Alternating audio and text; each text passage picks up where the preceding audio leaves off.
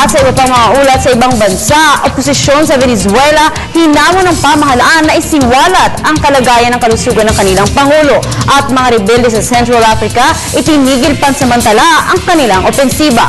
Ito ang mga globalita ni Edwin Eusebio. Iginiit ngayon ng oposisyon sa Venezuela ang paglalahad ng katotohanan ng pamahalaan ito.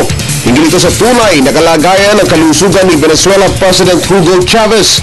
Si Chavez na tinamaan ng sakit na cancer ay hindi naririnig at nagpapakita sa publiko sa nakalipas na 3 linggo. Ito ay matapos ang pagsasailalim niya sa maselang operasyon. Ngayon ito, tinuliksa ni Ramon Avellano, pinuno ng Opposition Democratic Unity Coalition, ang pamahalaang Venezuela. Ito ay sa hindi pagtupad sa pangakong ipapabatid sa mga Venezuelans ang kalagayan ng kanilang Pangulo.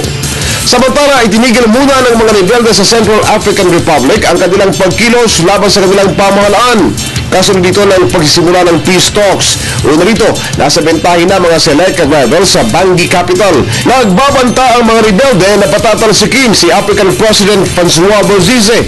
Inakusahan ito ng pagsira sa naunang peace deal at pagdurog sa mga rebelde. Sinabi ng Select Rebels spokesman Eric Mezey na nais nilang magkaroon ng political transitions sa Central African Republic sa kondisyong hindi sasama sa anumang negosasyon ang presidenteng si Bozize.